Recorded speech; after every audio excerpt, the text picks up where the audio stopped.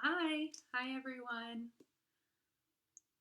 Again, we're gonna wait a couple minutes here to see if we can get people logged on and watching. I'm sorry, I realized yesterday this is right in the middle of our governor's daily update to the state. So you can go over and tune into her and listen to her talk about what's happening in the state and come back and watch me later. Or you can watch me now and maybe check in on what she's saying later too. I want to say first, again, thank you, Scholastic, for allowing us to keep reading this and keep hosting it on our site for a little bit so that you can all hear more Harry Potter, get a little more comfort in your life. I do want to tell you a little bit about what's happening at the libraries right now. So we are still closed to the public. I know you all know that. But we are starting some really cool virtual stuff, including virtual reference. So if you have a kid who's working on a school project or just has a couple questions or needs some information, you can email ask@provcomlib.org with any of those questions. If you have any questions about your library card or what your PIN number might be, or if you want to get on to Canopy or Hoopla, two of our really cool library streaming services, you can go to provcomlib.org/questions. There are a bunch of cool links and forms and things there that you can fill out, and we'll get back to you as soon as we can. Currently, our virtual reference is by email, but we are probably launching tomorrow a live chat feature. So if you just need to talk to somebody for a little bit, if you just have a couple questions, go ahead and check that out. Again, it's provcomlib.org/questions. So I'm going to get started. Harry Potter and the Sorcerer's Stone. I'm going to try and read a little bit more today because we only got through the first chapter. So hopefully we'll get a couple chapters in. I wanted to say too that part of the reason that I chose this is that, believe it or not, sometimes it's a hard sell to kids at the library, at my library at least. They think they've seen the movies and so they don't want to read the book, or they are scared by 7 pretty large books, and I don't blame them. So I thought that I would start by reading the first book to you, and we'll keep going if we have time. And I wanted to dedicate today to my friend Aisha. It's her birthday. Happy birthday, Aisha. I hope you're paying attention and listening. We miss you at the library. Okay, let's go.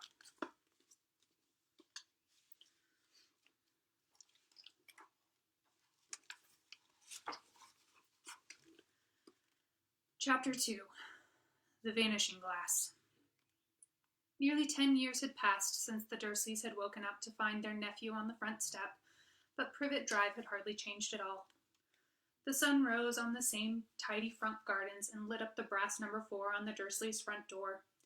It crept into their living room, which was almost exactly the same as it had been on the night when Mr. Dursley had seen that fateful news report about the owls. Only the photographs on the mantelpiece really showed how much time had passed. 10 years ago, there had been lots of pictures of what looked like a large pink beach ball wearing different colored bonnets. But Dudley Dursley was no longer a baby, and now the photograph showed a large blond boy riding his first bicycle, on a carousel at the fair, playing a computer game with his father, being hugged and kissed by his mother. The room held no sign at all that another boy lived in the house too. Yet Harry Potter was still there, asleep at the moment, but not for long. His Aunt Petunia was awake, and it was her shrill voice that made the first noise of the day. Up! Get up! Now! Harry woke with a start. His aunt rapped on the door again. Up! She screeched. Harry heard her walking toward the kitchen, and then the sound of the frying pan being put on the stove. He rolled onto his back and tried to remember the dream he had been having. It had been a good one. There had been a flying motorcycle in it. He had a funny feeling he'd had the same dream before. His aunt was back outside the door. Are you up yet? She demanded. Nearly, said Harry. Well, get a move on. I want you to look after the bacon. And don't you dare let it burn. I want everything perfect on Duddy's birthday. Harry groaned. What did you say? His aunt snapped through the door. Nothing. Dudley's birthday. How could he have forgotten? Harry got slowly out of bed and started looking for socks. He found a pair under his bed, and, after pulling the spider off one of them, put them on. Harry was used to spiders, because the cupboard under the stairs was full of them, and that was where he slept. When he was dressed, he went down the hall into the kitchen. The table was almost hidden beneath all Dudley's birthday presents.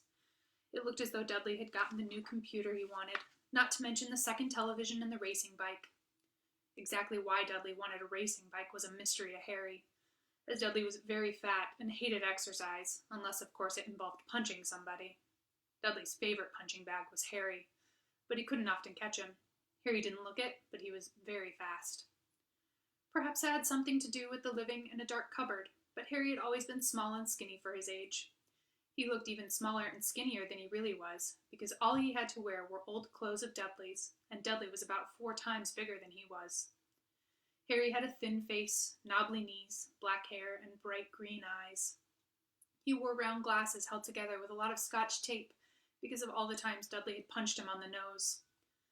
The only thing Harry liked about his own appearance was a very thin scar on his forehead that was shaped like a bolt of lightning. He had had it as long as he could remember, and the first question he could ever remember asking his Aunt Petunia was how he had gotten it. "In the car crash when your parents died," she had said. "And don't ask questions." Don't ask questions. That was the first rule for a quiet life with the Dursleys. Uncle Vernon entered the kitchen as Harry was turning over the bacon. "Comb your hair," he barked, by way of a morning greeting. About once a week, Uncle Vernon looked over the top of his newspaper and shouted that Harry needed a haircut. Harry must have had more haircuts than the rest of the boys in his class put together, but it made no difference. His hair simply grew that way, all over the place. Harry was frying eggs by the time Dudley arrived in the kitchen with his mother. Dudley looked a lot like Uncle Vernon. He had a large pink face, not much neck, small watery blue eyes, and thick blonde hair that lay smoothly on his thick, fat head. Aunt Petunia often said that Dudley looked like a baby angel. Harry often said that Dudley looked like a pig in a wig.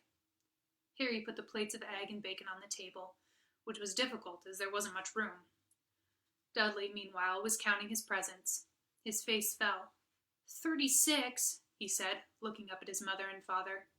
"That's 2 less than last year." "Darling, you haven't counted Auntie Marge's present. See? It's here under this big one from Mommy and Daddy." "All right, 37 then," said Dudley, going red in the face. Harry, who could see a huge Dudley tantrum coming on, began wolfing down his bacon as fast as possible in case Dudley turned the table over. Aunt Petunia obviously scented a danger too, because she said quickly, "And we'll buy you another 2 presents while we're out today. How's that, Popkin? 2 more presents. Is that all right?" Dudley thought for a moment. It looked like hard work. Finally, he said slowly, "So I'll have 39, sweetums," said Aunt Petunia. "Oh." Dudley sat down heavily and grabbed the nearest parcel. "All right, then." Uncle Vernon chuckled. "Little Tyke wants his money's worth, just like his father. Attaboy, Dudley." He ruffled Dudley's hair. At that moment the telephone rang, and Aunt Petunia went to answer it while Harry and Uncle Vernon watched Dudley unwrap the racing bike, a video camera, a remote-control airplane, 16 new computer games, and a VCR. He was ripping the paper off a gold wristwatch when Aunt Petunia came back from the telephone, looking both angry and worried. "Bad news, Vernon," she said. "Mrs. Figg's broken her leg. She can't take him." She jerked her head in Harry's direction. Dudley's mouth fell open in horror, but Harry's heart gave a leap. Every year on Dudley's birthday, his parents took him and a friend out for the day, to adventure parks, hamburger restaurants, or the movies. Every year, Harry was left behind with Mrs. Figg, a mad old lady who lived 2 streets away. Harry hated it there. The whole house smelled of cabbage, and Mrs. Figg made him look at photographs of all the cats she'd ever owned. "Now what?" said Aunt Petunia, looking furiously at Harry as though he'd planned this. Harry knew he ought to feel sorry about Mrs. Figg had a broken leg, but it wasn't easy when he reminded himself it would be a whole year before he had to look at Tibbles, Snowy, Mr. Paws, and Tufty again. "We could phone Marge," Uncle Vernon suggested. "Don't be silly, Vernon. She hates the boy." The Dursleys often spoke about Harry like this, as though he wasn't there, or rather, as though he was something very nasty that couldn't understand them, like a slug. "What about, what's-her-name, your friend, Yvonne?" "On vacation in Majorca," snapped Aunt Petunia. "You could just leave me here," Harry put in hopefully. He'd be able to watch what he wanted on television for a change, and maybe even have a go on Dudley's computer. Aunt Petunia looked as though she'd just swallowed a lemon. And come back and find the house in ruins? She snarled. I won't blow up the house, said Harry. But they weren't listening. I suppose we could take him to the zoo, said Aunt Petunia slowly, and leave him in the car. That car's new. He's not sitting in it alone. Dudley began to cry loudly. In fact, he wasn't really crying. It had been years since he'd really cried. But he knew that if he screwed up his face and wailed, his mother would give him anything he wanted. Dinky Duddy-ums, don't cry. Mommy won't let him spoil your special day, she cried, flinging her arms around him. I don't want him to come, Dudley yelled between huge pretend sobs. He always spoils everything. He shot Harry a nasty grin through the gap in his mother's arms. Just then the doorbell rang. Oh, good Lord, they're here, said Aunt Petunia frantically. And a moment later, Dudley's best friend, Pierce Pulchus, walked in with his mother. Pierce was a scrawny boy with a face like a rat. He was usually the one who held people's arms behind their backs while Dudley hit them. Dudley stopped pretending to cry at once. Half an hour later, Harry, who couldn't believe his luck, was sitting in the back of the Dursleys' car with Pierce and Dudley, on the way to the zoo for the first time in his life. His aunt and uncle hadn't been able to think of anything else to do with him, but before they'd left, Uncle Vernon had taken Harry aside. I'm warning you, he said, putting his large purple face right up close to Harry's. I'm warning you now, boy. Any funny business, anything at all, and you'll be in that cupboard from now until Christmas. I'm not going to do anything, said Harry, honestly. But Uncle Vernon didn't believe him. No one ever did. The problem was, strange things often happened around Harry, and it was just no good telling the Dursleys he didn't make them happen.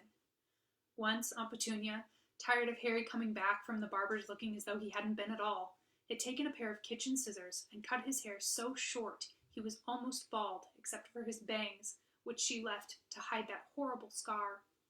Dudley had laughed himself silly at Harry, who spent a sleepless night imagining school the next day, where he was already laughed at for his baggy clothes and taped glasses. Next morning, however, he'd gotten up to find his hair exactly as it had been before Aunt Petunia had sheared it off. He'd been given a week in his cupboard for this, even though he'd tried to explain that he couldn't explain how it had grown back so quickly. Another time, Aunt Petunia had been trying to force him into a revolting old sweater of Dudley's, brown with orange puffballs. The harder she tried to pull it over his head, the smaller it seemed to become, until finally it might have fitted a hand puppet, but certainly wouldn't fit Harry. Aunt Petunia had decided it must have shrunk in the wash, and to his great relief, Harry wasn't punished. On the other hand, he'd gotten into terrible trouble for being found on the roof of the school kitchens. Dudley's gang had been chasing him as usual, when, as much to Harry's surprise as anyone else's, there he was, sitting on the chimney. The Dursleys had received a very angry letter from Harry's headmistress, telling them Harry had been climbing school buildings. But all he tried to do, as he shouted at Uncle Vernon through the locked door of his cupboard, was jump behind the big trash cans outside the kitchen doors. Harry supposed that the wind must have caught him in mid-jump. But today, nothing was going to go wrong. It was even worth being with Dudley and Pierce to be spending the day somewhere that wasn't school, his cupboard, or Mrs. Fig's cabbage-smelling living room. While he drove, Uncle Vernon complained to Aunt Petunia. He liked to complain about things. People at work, Harry, the council, Harry, the bank, and Harry were just a few of his favorite subjects. This morning, it was motorcycles. Roaring along like maniacs, the young hoodlums, he said, as a motorcycle overtook them. I had a dream about a motorcycle, said Harry, remembering suddenly. It was flying. Uncle Vernon nearly crashed into the car in front. He turned right around in his seat and yelled at Harry, his face like a gigantic beet with a mustache. Motorcycles don't fly! Dudley and Pierce sniggered. I know they don't, said Harry. It was only a dream. But he wished he hadn't said anything. If there was one thing the Dursleys hated even more than his asking questions, it was his talking about anything acting in a way it shouldn't, no matter if it was in a dream or even a cartoon. They seemed to think he might get dangerous ideas. It was a very sunny Saturday, and the zoo was crowded with families. The Dursleys bought Dudley and Pierce large chocolate ice creams at the entrance, and then, because the smiling lady in the van had asked Harry what he wanted before they could hurry him away, they bought him a cheap lemon ice pop. It wasn't bad either, Harry thought, licking it as they watched a gorilla scratching its head, who looked remarkably like Dudley, except that it wasn't blonde. Harry had the best morning he'd had in a long time. He was careful to walk a little way apart from the Dursleys so that Dudley and Pierce, who were starting to get bored with the animals by lunchtime, wouldn't fall back on their favorite hobby of hitting him. They ate in the zoo restaurant, and when Dudley had a tantrum because his Knickerbocker Glory didn't have enough ice cream on top, Uncle Vernon bought him another one, and Harry was allowed to finish the first. Harry felt, afterward, that he should have known it was all too good to last. After lunch, they went to the reptile house. It was cool and dark in there, with lit windows all along the walls. Behind the glass, all sorts of lizards and snakes were crawling and slithering over bits of wood and stone. Dudley and Pierce wanted to see huge, poisonous cobras and thick, man-crushing pythons. Dudley quickly found the largest snake in the place. It could have wrapped its body twice around Uncle Vernon's car and crushed it into a trash can, but at the moment it didn't look in the mood. In fact, it was fast asleep. Dudley stood with his nose pressed against the glass, staring at the glistening brown coils. "Make it move," he whined at his father. Uncle Vernon tapped on the glass, but the snake didn't budge. "Do it again," Dudley ordered. Uncle Vernon rapped the glass smartly with his knuckles, but the snake just snoozed on. "This is boring," Dudley moaned. He shuffled away. Harry moved in front of the tank and looked intently at the snake. He wouldn't have been surprised if it had died of boredom itself. No company except stupid people drumming their fingers on the glass, trying to disturb it all day long. It was worse than having a cupboard as a bedroom, where the only visitor was Aunt Petunia hammering on the door to wake you up. At least he got to visit the rest of the house. The snake suddenly opened its beady eyes. Slowly, very slowly. It raised its head until its eyes were on a level with Harry's. It winked. Harry stared. Then he looked quickly around to see if anyone was watching. They weren't. He looked back at the snake and winked too. The snake jerked its head toward Uncle Vernon and Dudley, then raised its eyes to the ceiling. It gave Harry a look that said quite plainly, "I get that all the time." "I know," Harry murmured through the glass, though he wasn't sure the snake could hear him. It must be really annoying. The snake nodded vigorously. "Where do you come from, anyway?" Harry asked. The snake jabbed its tail at a little sign next to the glass. Harry peered at it. "Boa constrictor, Brazil." Was it nice there? The boa constrictor jabbed its tail at the sign again, and Harry read on. This specimen was bred in the zoo. "Oh, I see. So you've never been to Brazil?" As the snake shook its head, a deafening shout behind Harry made both of them jump. "Dudley! Mr. Dursley! Come and look at the snake! You won't believe what it's doing!" Dudley came waddling toward them as fast as he could. "Out of the way, you," he said, punching Harry in the ribs. Caught by surprise, Harry fell hard on the concrete floor. What came next happened so fast, no one saw how it happened. 1 second, Pierce and Dudley were leaning right up close to the glass, and the next, they had leapt backward with howls of horror. Harry sat up and gasped. The glass front of the boa constrictor's tank had vanished. The great snake was uncoiling itself rapidly, slithering out onto the floor. People throughout the reptile house screamed and started running for the exits. As the snake slid swiftly past him, Harry could have sworn a low, hissing voice said, "Brazil, here I come. Thanks, amigo." The keeper of the reptile house was in shock. "But the glass," he kept saying. "Where did the glass go?" The zoo director himself made Aunt Petunia a cup of strong, sweet tea while he apologized over and over again.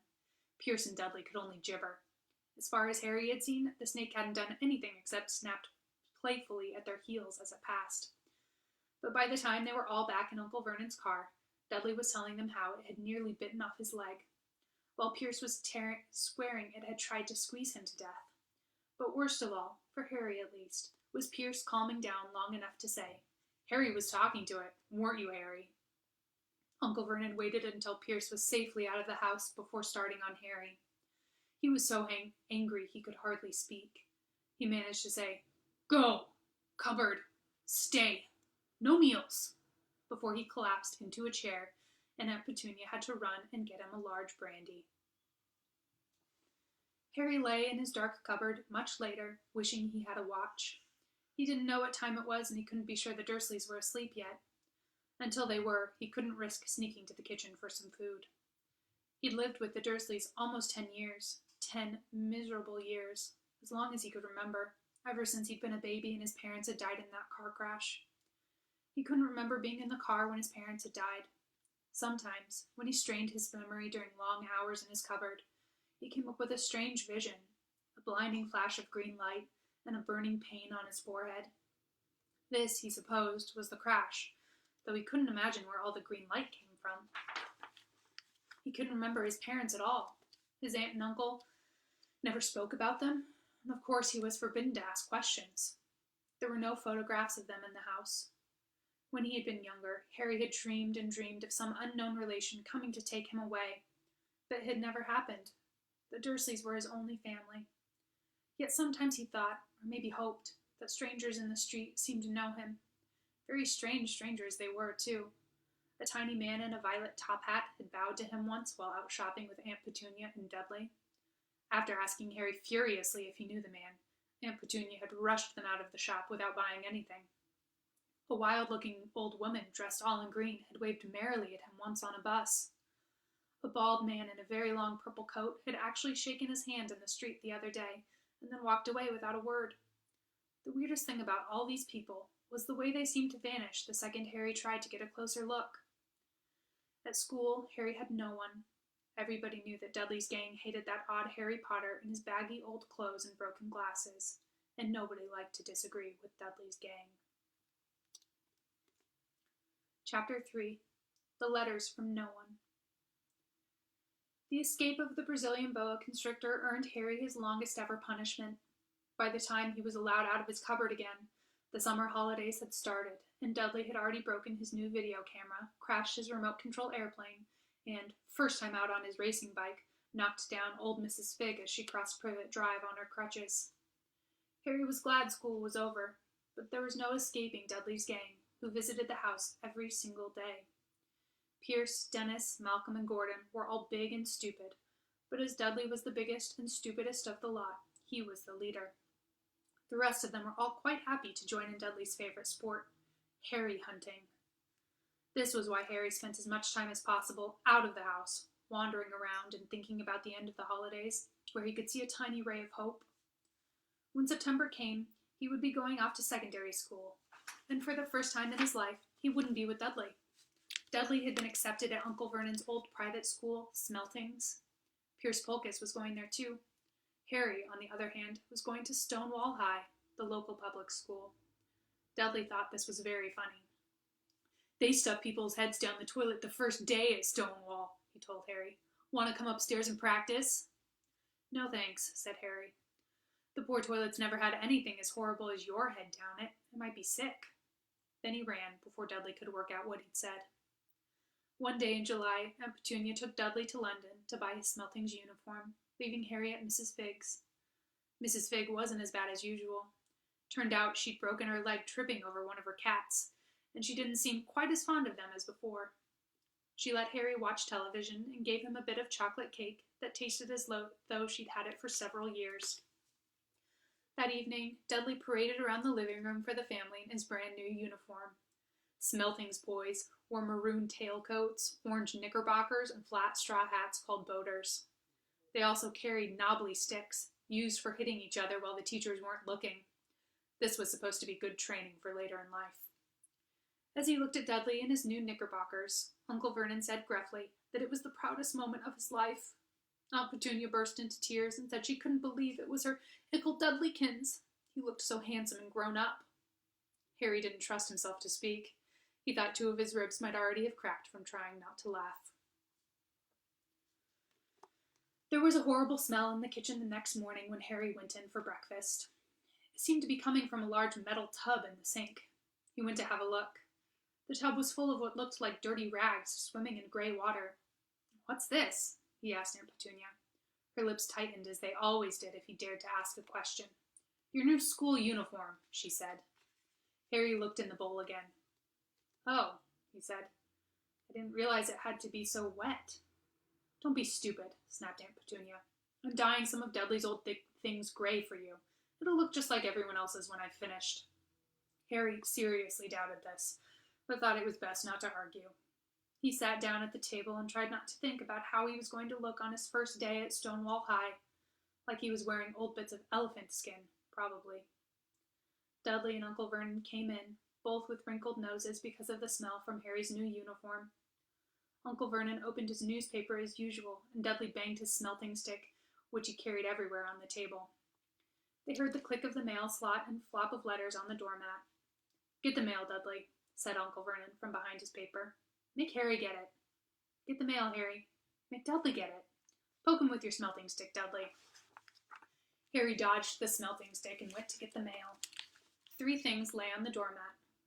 A postcard from Uncle Vernon's sister Marge, who was vacationing on the Isle of Wight, a brown envelope that looked like a bill, and a letter for Harry.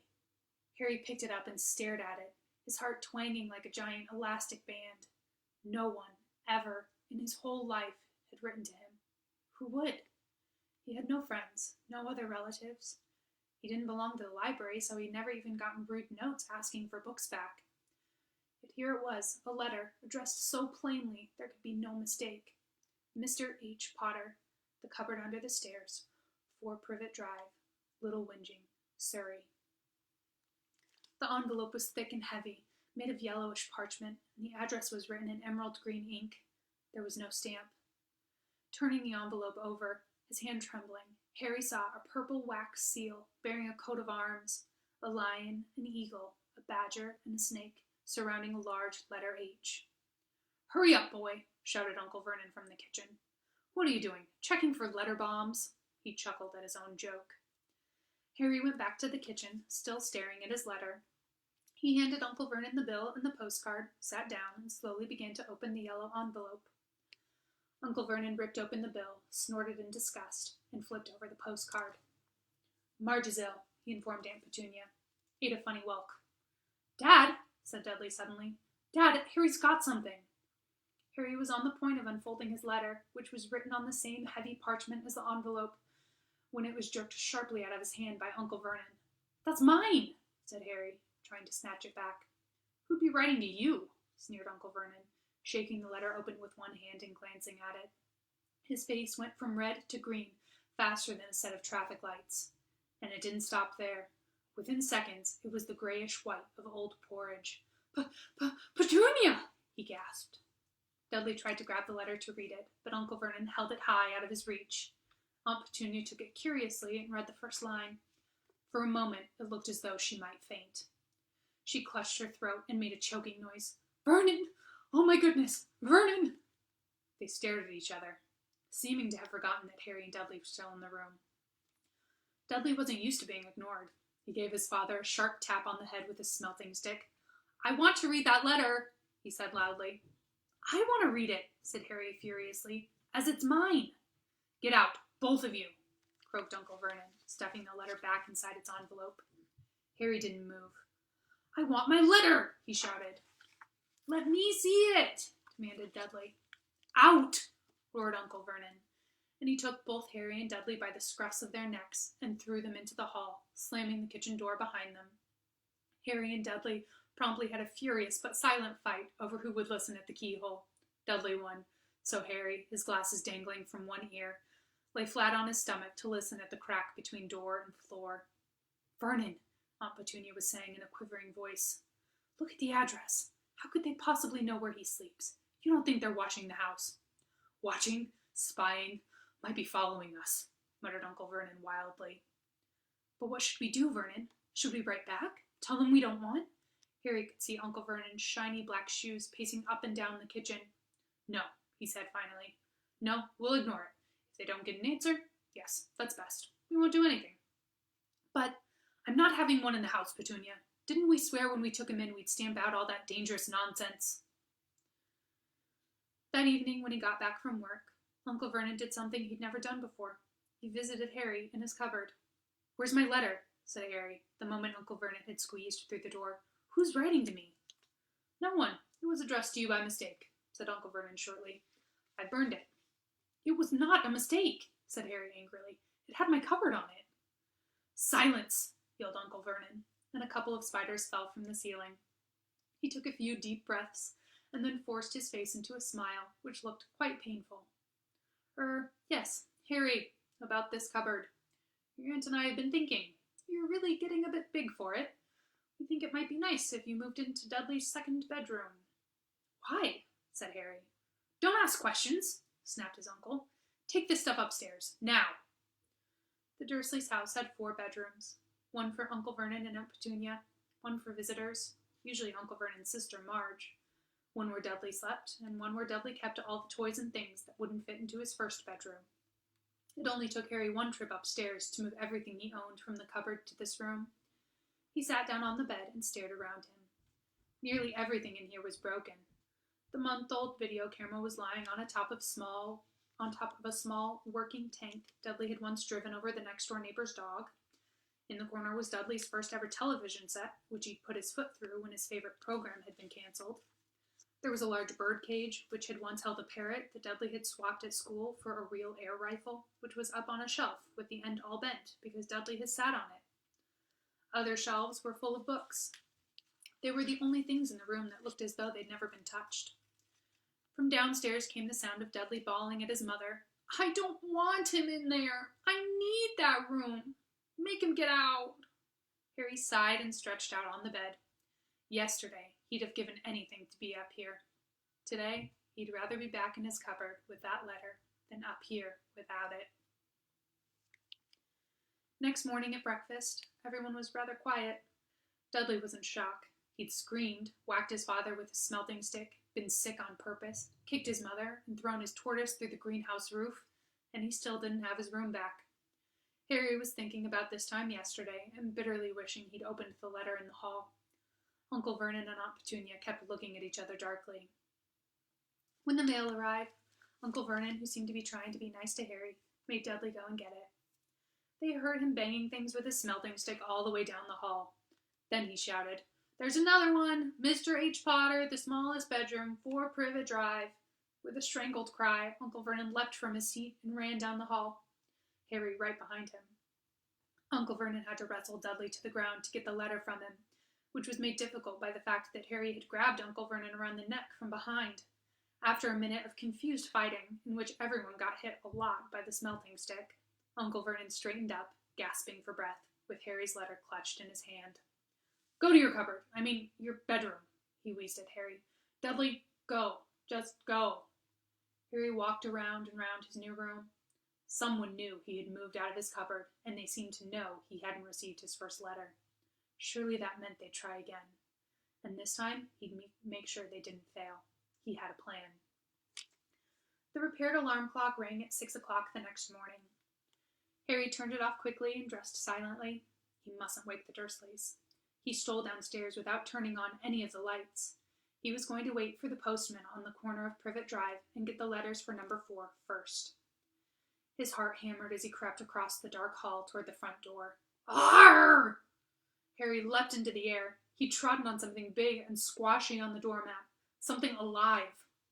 Lights clicked on upstairs, and to his horror, Harry realized that the big, squashy something had been his uncle's face. Uncle Vernon had been lying at the foot of the front door in a sleeping bag, clearly making sure that Harry didn't do exactly what he'd been trying to do. He shouted at Harry for about half an hour, and then told him to go and make a cup of tea. Harry shuffled miserably off into the kitchen, and by the time he got back, the mail had arrived, right into Uncle Vernon's lap. Harry could see 3 letters addressed in green ink. I want, he began, but Uncle Vernon was tearing the letters into pieces before his eyes. Uncle Vernon didn't go to work that day. He stayed at home and nailed up the mail slot. See, he explained to Aunt Petunia through a mouthful of nails, if they can't deliver them, they'll just give up. I'm not sure that'll work, Vernon. Oh, these people's minds work in strange ways, Petunia. They're not like you and me, said Uncle Vernon, trying to knock in a nail with the piece of fruitcake Aunt Petunia had just brought him. On Friday, no less than 12 letters arrived for Harry. As they couldn't go through the mail slot, they'd been pushed under the door, slotted through the sides, and even a few forced through the small window in the downstairs bathroom. Uncle Vernon stayed at home again. After burning all the letters, he got out a hammer and nails and boarded up the cracks around the front and back doors so no one could go out. He hummed Tiptoe Through the Tulips as he worked and jumped at small noises. On Saturday, things began to get out of hand. 24 letters to Harry found their way into the house, rolled up and hidden inside each of the 24 eggs that their very confused milkman had handed Aunt Petunia through the living room window. While Uncle Vernon had made furious phone calls to the post office and the dairy, trying to find someone to complain to, Aunt Petunia shredded the letters in her food processor. "Who on earth wants to talk to you this badly?" Dudley asked Harry in amazement. On Sunday morning, Uncle Vernon sat down at the breakfast table, looking tired and rather ill, but happy. "No post on Sundays," he reminded them cheerfully as he spread marmalade on his newspapers. "No damn letters today." Something came whizzing down the kitchen chimney as he spoke, and caught him sharply on the back of the head. Next moment, 30 or 40 letters came pelting out of the fireplace like bullets. The Dursleys ducked, but Harry leapt into the air, trying to catch one. "Out! Out!" Uncle Vernon seized Harry around the waist and threw him into the hall. When Aunt Petunia and Dudley had run out with their arms over their faces, Uncle Vernon slammed the door shut. They could hear the letters still streaming into the room, bouncing off the walls and floor. "That does it," said Uncle Vernon, trying to speak calmly but pulling great tufts out of his mustache at the same time. "I want you all back here in 5 minutes, ready to leave. We're going away. Just pack some clothes. No arguments." He looked so dangerous with half his mustache missing that no one dared argue. 10 minutes later, they had wrenched their way through the boarded-up doors and were in the car, speeding toward the highway. Dudley was sniffling in the back seat. His father had hit him round the head for holding them up while he tried to pack his television, VCR, and computer in his sports bag. They drove, and they drove. Even Aunt Petunia didn't dare ask where they were going. Every now and then, Uncle Vernon would take a sharp turn and drive in the opposite direction for a while. Shake 'em off, he would mutter when he did this. They didn't stop to eat or drink all day. By nightfall, Dudley was howling. He'd never had such a bad day in his life. He was hungry. He'd missed 5 television programs he'd wanted to see, and he'd never gone so long without blowing up an alien on his computer. Uncle Vernon stopped at last outside a gloomy-looking hotel on the outskirts of a big city. Dudley and Harry shared a room with twin beds and damp, musty sheets. Dudley snored, but Harry stayed awake, sitting on the windowsill, staring down at the lights of passing cars, and wondering. They ate stale cornflakes and cold tinned tomatoes on toast for breakfast the next day. They had just finished when the owner of the hotel came over to the table. "Excuse me, but is one of you Mr. H. Potter? Only I got about 100 of these at the front desk." She held up a letter so they could read the green ink address. Mr. H. Potter, Room 17, Railview Hotel, Cokeworth. Harry made a grab for the letter, but Uncle Vernon knocked his hand out of the way. The woman stared. "I'll take them," said Uncle Vernon, standing up quickly and following her from the dining room. "Wouldn't it be better just to go home, dear?" Aunt Petunia suggested timidly, hours later, but Uncle Vernon didn't seem to hear her. Exactly what he was looking for, none of them knew. He drove them into the middle of a forest, got out, looked around, shook his head, got back in the car, and off they went again. The same thing happened in the middle of a plowed field, halfway across a suspension bridge, and at the top of a multi-level parking garage. "Daddy's gone mad, hasn't he?" Dudley asked Aunt Petunia dully late that afternoon. Uncle Vernon had parked at the coast, locked them all inside the car, and disappeared. It started to rain. Great drops beat on the roof of the car. Dudley sniveled. "It's Monday," he told his mother. "The Great Umberto's on tonight. I want to stay somewhere with a television." Monday. This reminded Harry of something. If it was Monday, and you could usually count on Dudley to know the days of the week because of television, then tomorrow, Tuesday, was Harry's 11th birthday.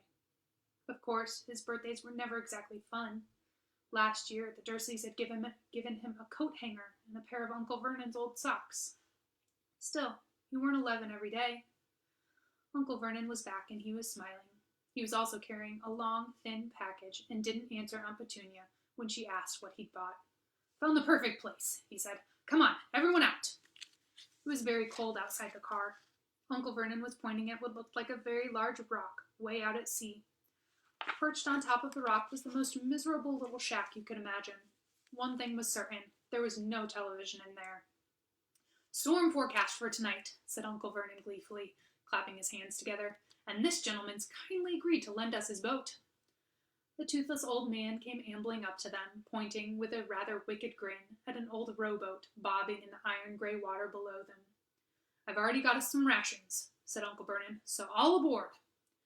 It was freezing in the boat. Icy sea spray and rain crept down their necks, and a chilly wind whipped at their faces. After what seemed like hours, they reached the rock, where Uncle Vernon, slipping and sliding, led the way to the broken-down house. The inside was horrible. It smelled strongly of seaweed, the wind whistled through the gaps in the wooden walls, and the fireplace was damp and empty. There were only 2 rooms. Uncle Vernon's ration turned out to be a bag of chips each and 4 bananas.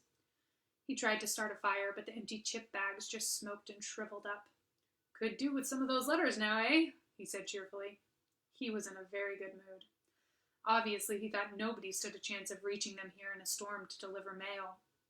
Harry privately agreed, though the thought didn't cheer him up at all. As night fell, the promised storm blew up around them. Spray from the high waves splattered the walls of the hut, and a fierce wind rattled the filthy windows. Aunt Petunia found a few moldy blankets in the second room and made up a bed for Dudley on the moth-eaten sofa.